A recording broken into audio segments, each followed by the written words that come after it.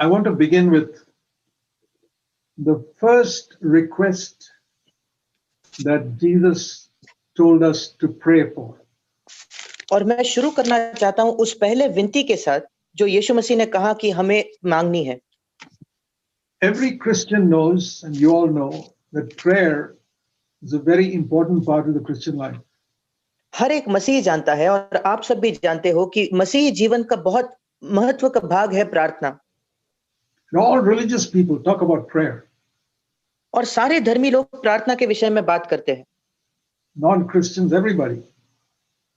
वो मसीही ना हो फिर भी। And Christians speak a lot about prayer. और मसीही लोग प्रार्थना के विषय में बहुत कुछ कहते हैं। But I find that many Christians have got their own ideas how to pray. पर मैंने ये पाया है कि कई मसीहों को अपनी खुद का एक विचार होता है कि उन्हें प्रार्थना कैसी करनी चाहिए। There are so many books on prayer. प्रार्थना के विषय में कई पुस्तकें लिखी गई है। But I never learned to pray from any of those. पर उनमें से किसी भी किताब से मैंने प्रार्थना करना नहीं सीखा। I went to the prayer that Jesus taught. मैं उस प्रार्थना की ओर गया जिसको यीशु मसीह ने स्वयं सिखाया था।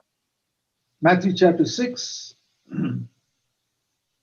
and मत्ती रचित सुसमाचार उसका 6वां अध्याय and verse 7 onwards. 7 वचन से आगे। You don't need to read any book on prayer, just read what Jesus taught here. आपको प्रार्थना के विषय में किसी भी पुस्तक पढ़ने की जरूरत नहीं, आप यहाँ क्या सिखाया उसे पढ़ सकते हैं। Man's opinions are worthless. मनुष्य के जो विचार है वो व्यर्थ है। And this prayer is many people call the Lord's Prayer. और ये जो प्रार्थना है इसको कई लोग कहते हैं कि ये प्रभु की प्रार्थना है। No, the Lord's Prayer is in John 17, which he prayed to the Father. नहीं, प्रभु की जो प्रार्थना है वो यूहन्ना उसके 17 अध्याय में पाई जाती है जो उसने पिता को की। This is the prayer the Lord taught his disciples to pray. ये वो प्रार्थना है जो प्रभु ने अपने शिष्यों को सिखाई कि उन्हें करनी चाहिए। And I've written a whole book explaining this prayer. और मैंने एक पूरी पुस्तक लिखी है इस प्रार्थना को स्पष्ट करते हुए। That's not a book on prayer. It's not my opinion. और वो प्रार्थना के विषय में कोई किताब नहीं है, उसमें मेरे विचार नहीं है। It is just explaining what this prayer is. उसमें बस यही स्पष्ट किया है कि इस प्रार्थना का क्या अर्थ है। That book is called God-centered praying. और उस किताब का नाम है परमेश्वर केंद्रित प्रार्थना। And the whole book is only about this prayer. और वो पूरा पुस्तक जो है वो इसी बारे में है। And one of the things we learn here is, first of all, when you come to God, Jesus said, don't address him as God. और यहाँ एक चीज जो हम सीखते हैं, सबसे पहली चीज ये है, जब हम परमेश्वर के पास आते हैं तो हमें उसको परमेश्वर कह के संबोधित नहीं करना है। Most people, when they pray, oh God or oh Lord. और कई लोग जब वो प्रार्थना करते हैं तो वो कहते हैं हे परमेश्वर या हे प्रभु। For more than 16 years after I was born again, that's how I also used to pray. मेरा नए जन्म होने के 16 साल बाद तक मैं भी ऐसे ही प्रार्थना करता था। I knew in my mind, God is my father, I'm born again. मैं अपने मन में जानता था कि परमेश्वर मेरा पिता है और मेरा नया जन्म हुआ है। But I would say, Lord, I would say, oh God. पर मैं कहता था हे प्रभु, हे परमेश्वर। There's nothing wrong in that. उसमें कोई गलत बात नहीं। He is God, he is Lord, we can call him that. वो परमेश्वर है, वो प्रभु है और हम उसको ऐसा पुकार सकते हैं। But Jesus said, when you pray, don't be like other people. पर यीशु मसीह ने कहा, जब तुम प्रार्थना करते हो तब औरों के समान या अन्य जातियों के समान मत बनो। And that's what he's saying here. The Gentiles pray in a certain way, but you, verse 8, don't be like them. और यीशु यहाँ यही कह रहा है कि अन्य जाति के लोग इस प्रकार प्रार्थना करते हैं, पर 8वें वचन में तुम उनके समान न बनो। What do the unbelievers pray? They pray, oh God. और अन्य जाति किस प्रकार से प्रार्थना करते हैं? हे परमेश्वर। Jesus said, don't pray like that. यीशु मसीह ने कहा वैसे प्रार्थना मत करो। He said, when you pray, 9, you say, our Father who art in heaven. और यीशु मसीह ने 9वें वचन में कहा, जब तुम प्रार्थना करो तो तुम कहो, हे हमारे पिता तू जो स्वर्ग में है। That is the first thing you need to know before you pray. प्रार्थना करने से पहले ये पहली बात है जो आपको जानना जरूरी है। Actually, two things. सही कहे तो दो बातें। Our Father, number one, who is in heaven, number two. हे हमारे पिता पहली बात, तू जो स्वर्ग में है दूसरी बात। If you don't begin there, you can't have faith to pray. अगर आप यहां शुरू नहीं करोगे तो प्रार्थना करने के लिए आपके पास विश्वास ही नहीं होगा। Most important thing in prayer for a Christian is faith. सबसे जरूरी बात एक मसीही के लिए प्रार्थना में वो है उसका विश्वास। When you pray, if you don't have faith, it is a waste of time praying. जब कभी आप प्रार्थना करो अगर आपके पास विश्वास ही नहीं है फिर आप आपका समय गवा रहे हो। So, what are the most important things which produce faith in our heart before we pray? फिर वो कौन सी जरूरी बातें हैं जो हमारे हृदयों में विश्वास को उत्पन्न करते हैं जब हम प्रार्थना करते हैं? Two things. दो बातें।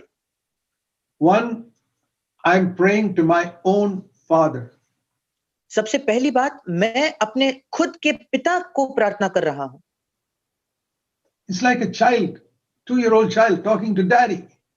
ये एक 2 साल के छोटे बच्चे के समान है जो अपने पिता से, पापा से बात करता है। See, in English, a child will not call his father father, he calls him daddy. और एक बच्चा अपने पिता को कभी भी सिर्फ पिताजी नहीं कहेगा, वो पापा कहेगा। An intimate name, daddy or papa. और ये बहुत एक नजदीकी दिखाने वाला शब्द है, डैडी या पापा। And in the Hebrew language, the word is Abba.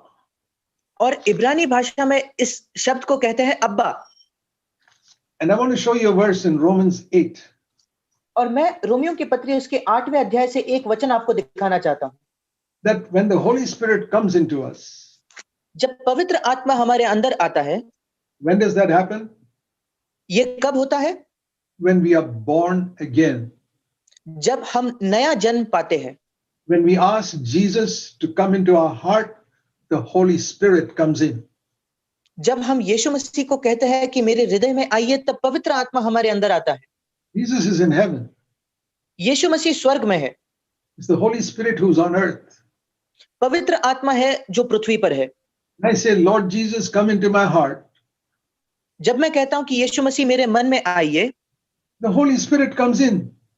पवित्र आत्मा अंदर आता है। Romans 8, verse 9, रोमियो की पत्री 8वां अध्याय उसका 9 वचन, it says, if the Spirit of Christ is not in you, you're not even born again. परंतु जबकि परमेश्वर की आत्मा तुम में नहीं है तो तुम्हारा नया जन्म भी नहीं हुआ है। When you're born again, the Spirit of Christ comes in. जब आपका नया जन्म होता है तो पवित्र आत्मा अंदर आता है। And of course, you may not be filled with the Spirit, that may take place later. हाँ, शायद आप पवित्र आत्मा से भरपूर नहीं हो, वो शायद बाद में होगा। We need to be filled with the Spirit all the time. हमें निरंतर पवित्र आत्मा से भरते जाना है। You can have the Spirit in you and not be filled with the Spirit. आप पवित्र आत्मा को अपने अंदर हो सकता है इसके बावजूद कि आप पवित्र आत्मा से भरे नहीं हो।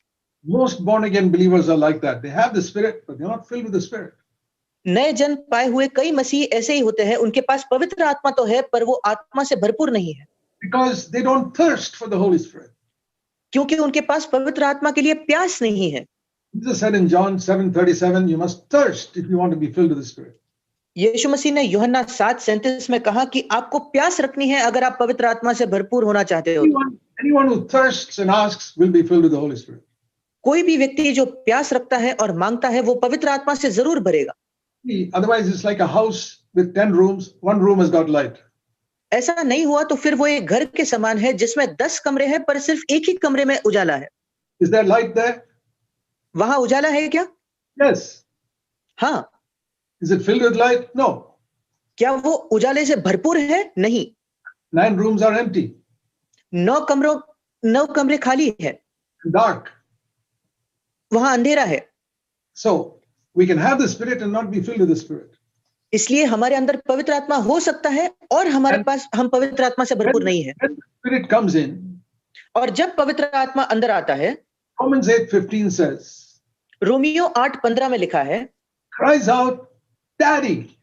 और पवित्र आत्मा कहता है अब्बा। Abba there in Hebrew is, in English we say daddy. और ये जो अब्बा शब्द है इसी को हम पापा या डैडी कहते हैं। Abba or Abba father, Papa father. अब्बा पिता मतलब हे हमारे पप्पा और पिता। So it's an intimate way in which we talk to God. और ये बहुत ही एक नजदीकी तरीका है जैसे हम परमेश्वर से बात करते हैं। So when I pray in public, of course, I pray Father. जब मैं लोगों के सामने प्रार्थना करता हूं तब मैं पिता कहता हूं, But when I pray alone पर by जब मैं myself, अकेला होकर प्रार्थना करता हूं, I say Dad, Daddy. मैं That's how I talk to him. मैं कहता हूं पप्पा, मैं वैसे उनको संबोधित करता हूं। He said, when you pray, और यीशु ने कहा जब तुम प्रार्थना करो, say our Father. ये कहना कि हे हमारे पिता। Now I don't want to judge people, अब मैं लोगों का न्याय नहीं करना चाहता, but when I listen to public prayer in so many churches, I पर मैं जब कई uh, कई कलीसियाओं में मैं लोगों की प्रार्थना को सुनता हूं, I very rarely hear somebody saying, Father. मैं बहुत कम ये सुनता हूं कि कोई कहता है पिता। That means people are not intimate with God. इसका मतलब लोगों का परमेश्वर के साथ एक घनिष्ठ संबंध नहीं है। They are like a servant saying, Master, what do you want me to do? वो एक सेवक के समान है जो कहते हैं हे स्वामी आप क्या चाहते हो हम क्या करें।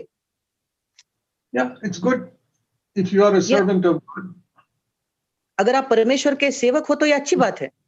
That's another thing I find in India. और भारत में एक दूसरी चीज मैंने पाई है, People say, I'm a servant of God. लोग कहते हैं मैं परमेश्वर का सेवक हूं You all are only children of God. और आप सब तो सिर्फ परमेश्वर के बच्चे हो। What a crazy understanding. कितनी मूर्खतापूर्ण ये समझ है। Supposing you come to my house मानिए आप अगर मेरे घर पे आते हो and I say, this is my son and this is my servant who works in the house. और मैं अगर आपको कहूं कि ये मेरा बेटा है और ये मेरा दास है जो मेरे घर में काम करता है, Who do you think is closer to me? आप क्या सोचते हो कौन ज्यादा मेरे नजदीक है? Who do you think is more important in the house? घर में ज्यादा महत्व किसको दिया जाता है? The child, the son. उस बच्चे को, उस बेटे को। That 2-year-old child is more important than the 30-year-old servant working in the kitchen.